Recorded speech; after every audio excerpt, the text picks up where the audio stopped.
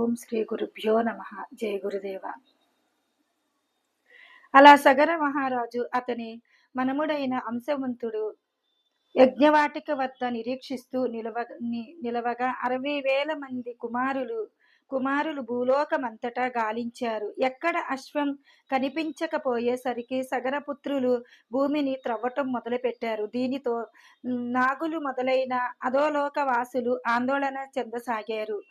నిజానికి భూదేవియే ఎంతగానో గాబరాపడింది. ఇదంతా చూస్తున్న దేవతలు పరిస్థితిని చక్కదిద్దవలసిందిగా బ్రహ్మదేవునితో మొరపెట్టుకున్నారు.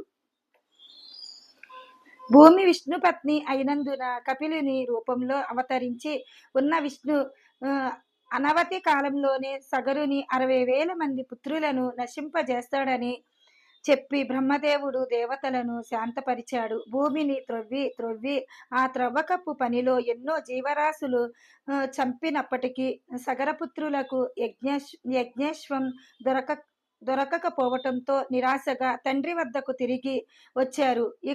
ఇక తాము చేయవలసిందేమిటని 60,000 మంది కుమారులు తండ్రిని అడుగగా, అశ్వం తిరిగి లభించే వరకు ఇంకా త్రవ్వకం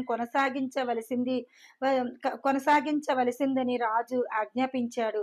భూతలం మీద 4 దిక్కులలోనూ తిరిగి త్రవ్వకం కొనసాగించిన సగరపుత్రులకు 4 దిశలలో భూమిని మోస్తున్న 4 మహా దిగ్గజములు కనిపించాయి. బ్రహ్మాండమైన ఈ ఏనుగులు తమ వీపుల మీద సమస్త భూభారమును మోస్తుంటాయి.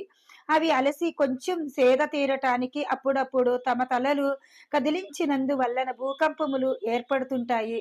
భూమినంతా తొలుచుకుంటూ అట్టడుగున రసాతలమునకు చేరుకున్న సాగరపుత్రులకు ఎట్టకేలకు అక్కడ తపోనిష్టలో పద్మాస ఆసీనుడై యున్న కపిల భగవానుడు అక్కడకు దగ్గరలోనే ప్రశాంతంగా గడ్డి మేస్తూ నిలిచి ఉన్న యజ్ఞేశ్వం కానవచ్చాయి. కపిలుడే చోరుడని సగరపుత్రులు భావించారు. అందువలన వారు త్రవ్వికపు పొనిముట్లు చేబూని ఆయనను వధించటానికి ముందుకు దూసుకు వచ్చారు. వారి దుందుడుకు చర్యను గమనించిన కపిలుడు ఆగ్రహించాడు. ఆయన కేవలం హు అన్న మంత్రమును ఉచ్చరించటంతోనే 60,000 మంది సగరపుత్రులు భస్మపటలమైనారు.